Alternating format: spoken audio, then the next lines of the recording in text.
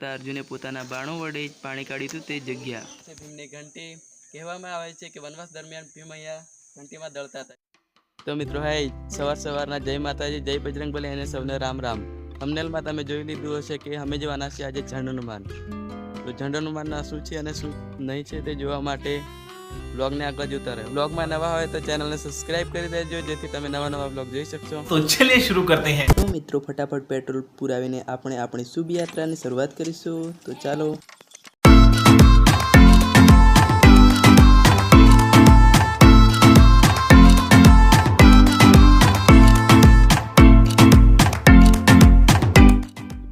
તો મિત્રો ઝંડ હનુમાન જતા રસ્તામાં આવે છે સુકી ડેમ અને અહીંયાનો નજારો કેટલો સુંદર મજા આવે છે તમે જોઈ શકો છો. સૌંદર્યથી ભરેલો છે. મારી પાછળથી કેટલો સુંદર મજાનો છે. જો ફોટા પાડવાના શોખીન હોય તો આ જગ્યા બેસ્ટ છે. વાહ ક્યા સીન હૈ.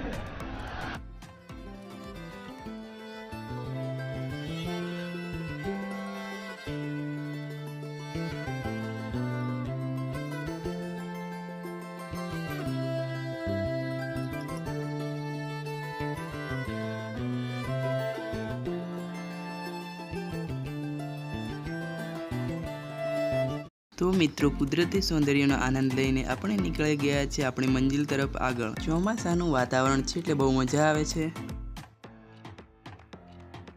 બસ પહોંચવા જ આવ્યા છે પણ ચા પીવા માટે બ્રેક લીધો છે.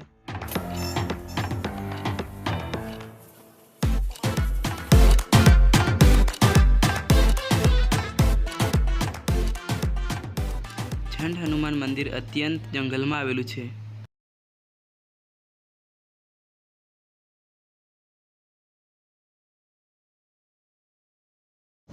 તો મિત્રો ફાઇનલી આવી ગયા છે આપણે ઝંડ હનુમાન મંદિરમાં. આ એનો મેઇન ગેટ છે.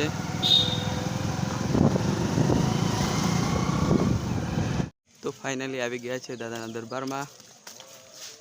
તમે જોઈ શકો છો.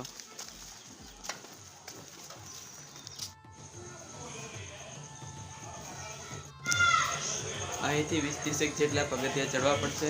ચાલો, જય બજરંગબલી.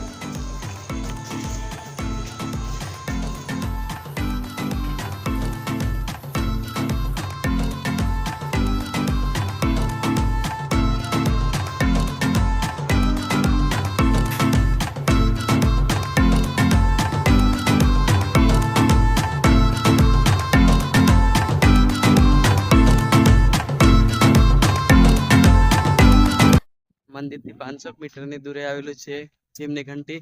તો તેને જોવા જઈશું.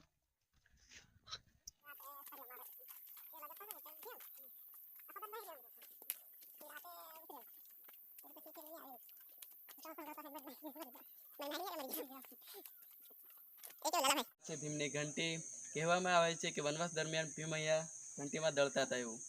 તો તમે જોઈ શકો છો આ ઘંટી. તો ફાઇનલી મિત્રો આપણે આવી ગયા છે અર્જુનના કૂવે. પરંતુ તે પહેલાં ચેનલ પર નવા હોય તો ચેનલને સબસ્ક્રાઈબ કરી દેજો.